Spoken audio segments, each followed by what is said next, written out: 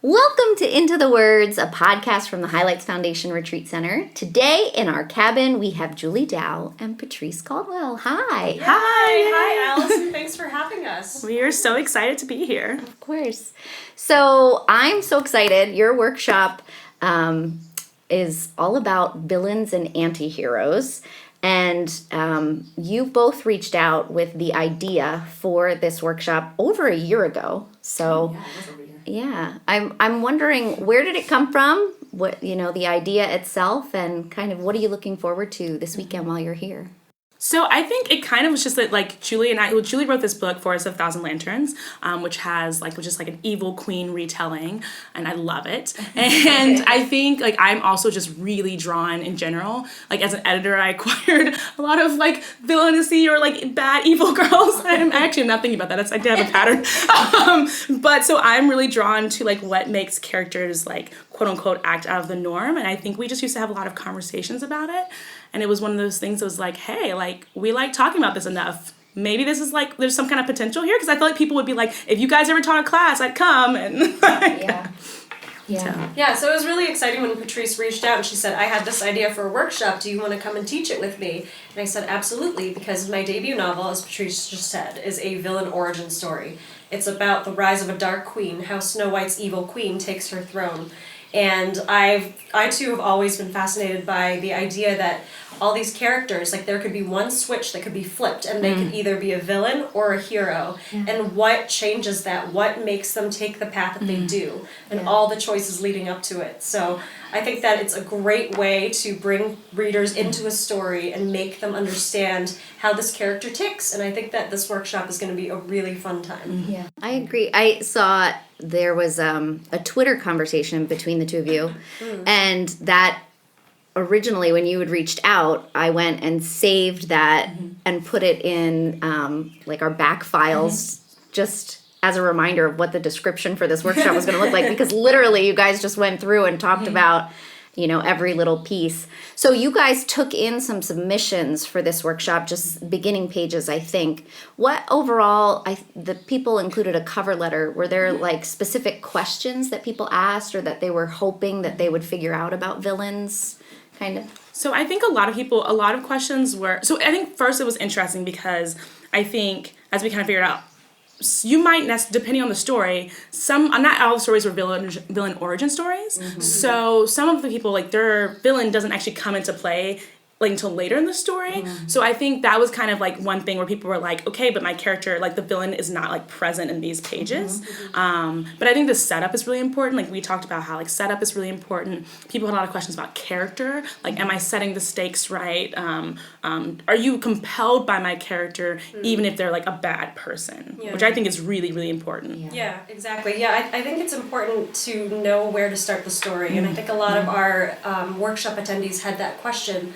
They were saying, should we give you the pages that show you how our villain is currently doing? And we were no, show us the beginning of the story, because before we meet the villain, we have the story, and we need to be pulled in order to care about the character. Once we're into the narrative, then we can look at each of the people and say, okay, now we understand where they started from. Let's see that escalation into who they become. So is there an activity then that you're doing to kind of have them reflect on that while they're here? Is that part of one of the exercises? There's an exercise that I'm going to have first thing tomorrow morning as a sort of icebreaker where I printed out a bunch of pages with different villains that are very famous in pop culture. Everyone knows them in Disney villains. And I put a little biography underneath each villain name just to remind them of who they are. And each student is going to pull one from a hat. And they're going to have about 20 minutes or so, maybe more if they need it, to try to reframe that villain as the hero of their story. If they were going to write an origin story for that villain, from that villain's perspective, how would they write it? And that would get them into the villain's head. Think about where they started, where they were born, what their family life was like, what their childhood was like. Anything that might have triggered this escalation, this eventual ascension into villainy.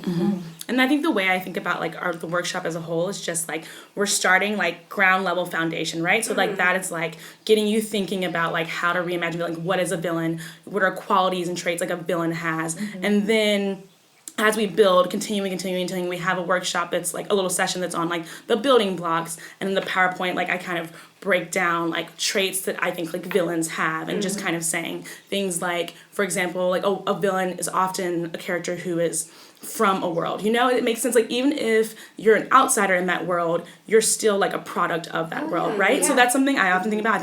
So my example was like Gotham City, for example, right? So like Gotham City has Batman, but also Gotham City has like so many villains, like the Joker, but then you also have Penguin, and they're very different villains. And it's like, what is it about that place that became like this breeding ground for so many like vigilantes and villains? And so that's like an important element that in that PowerPoint that I'm like, you need to think about like your world, because your villain has to fit into your world. Even if they're an outsider, they still are someone that was like, that world created them and made them who they are, right? So just basically getting to the point where like, bit by bit, we're talking about the whole story. Let me walk you along. So that kind of leads us into, I mean, you brought up Gotham, so maybe we could talk, because I think a big piece, when people walk away from a workshop here, I feel like their to be read pile is just ginormous. Either they're reading their faculty's books, but you are also infusing them with kind of those mentors or the stories that you say, well, this would be a comp title for you. So it is important that you understand what's out there already. And for this workshop for villains, what are some of those great examples right now in young adult or middle grade, in pop culture that you think people need to look at? Okay, I have 3.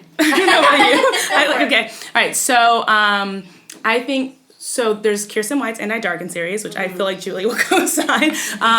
It's basically, so it's like Vlad the Impaler, but what if she was a girl? And so it's, right. No, it is amazing. So, but the really fascinating thing about this book is that there's other points of view. It's not just the one point of view. So you really see how this girl was like from birth. And it's like you get in her head and you see like the world she lived in. Again, like she's a product of her world. She wanted to be known as this something. So like how everything that happened to her like made her who she is. And there's like, you get to a point where you see like there was a moment of no return, right? Where she did an action and it was like no coming back, right? Because I feel like so often in books, especially like villain origin stories, you're like, oh, but there's still time. They'll like, they'll figure it out. It's okay. Like, oh, and you're like, oh, you just massacred a bunch of people. Guess it's over now. Like, you're bad. Like, so I'm always fascinated by like, what is that line? And I feel like that trilogy breaks it down so well. So that one's amazing. There is, I wouldn't necessarily call it a villain origin story, but it's a Count of Monte Cristo retelling. It was a book I acquired as an editor. It's called Scavenge the Stars. It comes out next January, so you can pre-order it now. But it basically is like this girl who was indentured on the ship, and she like gets an opportunity to basically get revenge on all the men like who basically like caused her to like be indentured on this ship. And she takes on this persona and all these things happen, and there's this boy she falls in love with. But the interesting thing is that she has to like use this boy in order to like get to like her revenge, right? So there's all these moments where she thinks she's just doing like little things, but when the book ends, you get to this point where you're like, oh my gosh, you kind of see how your reactions, like little decisions you make along the way, there's like a point of no return. It's almost like, at what point can you be forgiven? Like, yes, you were trying to do a thing for like your family, but you also did all these other things, right? So I love that. And then, I would say Jade City, which is by Fonda Lee. And it was pitched as, The Godfather meets Kung Fu. And it's a really great pitch. But it's an amazing book. It's like the sequel's coming out this summer, I believe. And it's basically, what I love about that book is that there's all these different characters. It's perfect for fans of Game of Thrones. There's all these characters.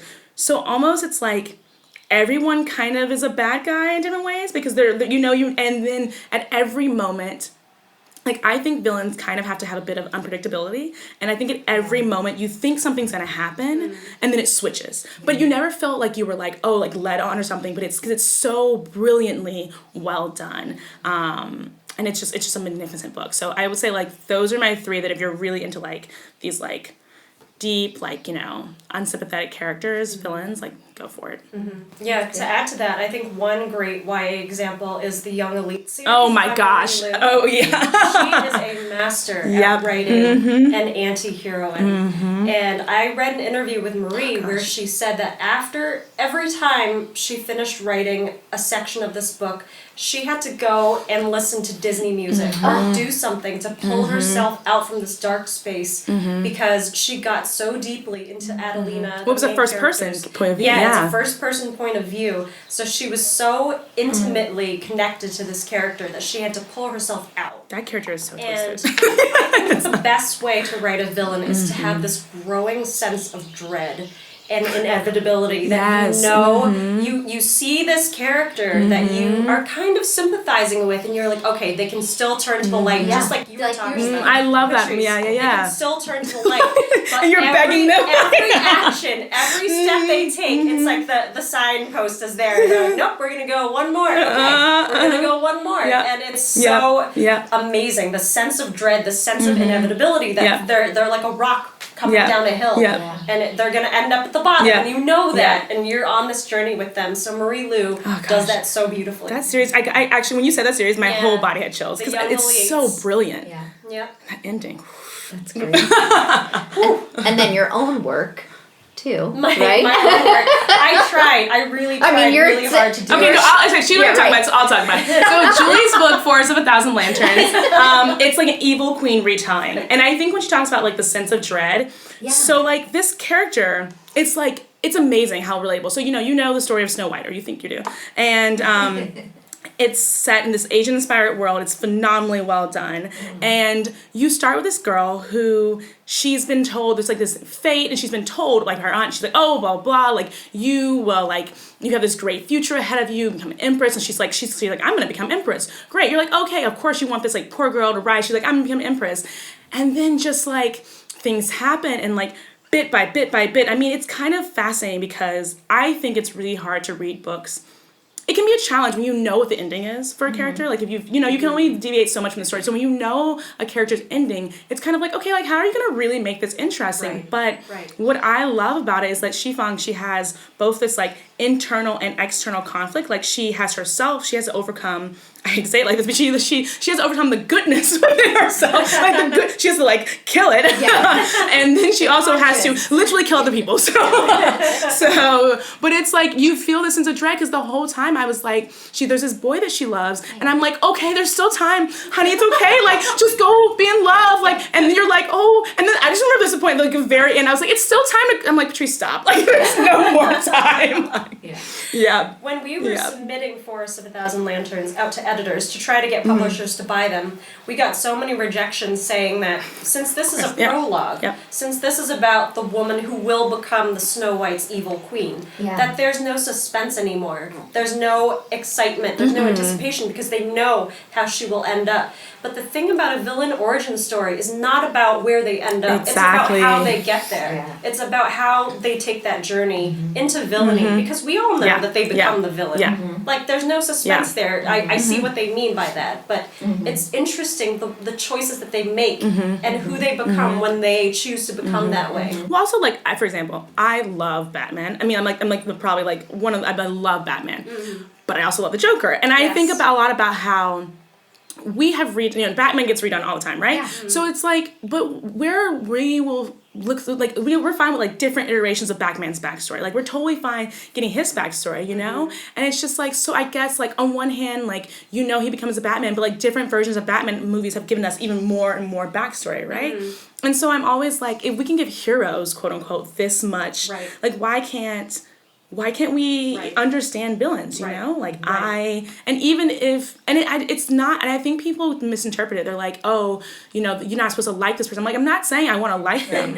I mean, like, I think that's actually probably the bad way to go. Like, you really shouldn't like these people. I think it's that I am, like, compelled by them. I'm, like I said, the monstrous parts within us all, like, I feel like villains represent that so well. Yeah, liking a character is such an elementary thing to That's want. actually really, It's not what you want as a reader.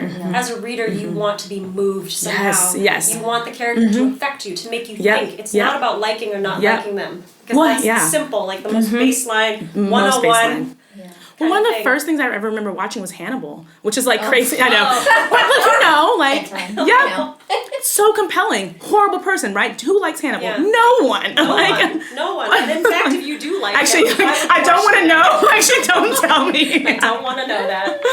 But yeah, so. But you know, like I think too with villains, there is that humanity piece, and there is that sense you said to make you think, but also that you're trying to understand the people that are in the world with us Right. too, and like there's a gradient of that with what you're reading in fiction. It's like accessible Right. to be able to look at somebody evil and then say, oh, look at their backstory. I of feel what like they have. X-Men does that really well. Like, Yeah. because I feel like there's so many blurred lines with Yes. that, Yeah. you know, Yes. and they're all like opposing sides, but same sides, like especially Totally. within the X-Men, and like all the. Totally. I think that is like if you want to like know about like the complex lines between Yes. like villains and Yes. heroes, X-Men. I'm going to talk about Magneto tomorrow. Oh, Actually. no, yeah. Magneto No, is, it's just, one of like, the most so complex. villains, and his whole backstory is so tragic. And he was a Jewish person Yep. who watched his entire family get killed in Nazi-occupied Yep. Germany at concentration camps.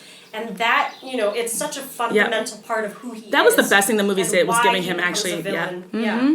But then there are moments with Magneto where he knows, and I think the beautiful thing about Magneto is like he is a villain, but what he's always trying to say to Xavier, he's like I'm not saying like, you know, who cares about him. He's like, I'm saying that when it comes down to it because of what he's seen, Right. but he's like, they will always choose themselves, not us. Right. Like, you know, like you will, because he's always saying you do all of this for them, and at the end of the day, if something goes wrong, they're gonna put you in camps, you know, and it's so.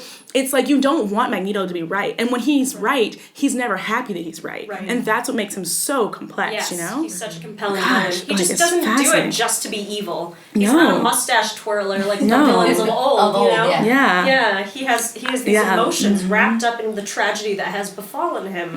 And there are so many can't moments when he helps understand. people. He takes mutants in. He like, you know? Yeah. It's, I feel like him and Xavier are just times two my, like, cause I think the foils between them are just so fascinating. Yeah, it's like, really well done. So it's hard to do this right now, but I'm gonna go there. Okay. Especially because you've been so generous already with recommendations. But you know, before we leave the cabin and head back up to the barn, we do always like to get one more book recommendation from the people who come into the podcast. And you've given us so much to read already, but is there one more title? Is there one more story that you've read recently, maybe outside even kind of the idea of the villains, that you think our listeners would love to read? There is one book that I recently loved so much that I decided to blurb it, which is when an author puts a note of recommendation on the cover of a book or on the back cover, wherever the publisher decides to put it. But it's called Wicked Fox. It's by an author called Kat Cho.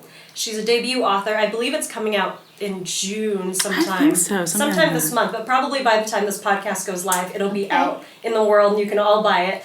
But Wicked Fox is like a K-pop inspired, it's not inspired by K-pop, but it's like Korean drama, but in YA form, and it's gorgeous. It's about an anti-heroine. She's actually half fox. She's a nine-tailed fox who eats the souls of men.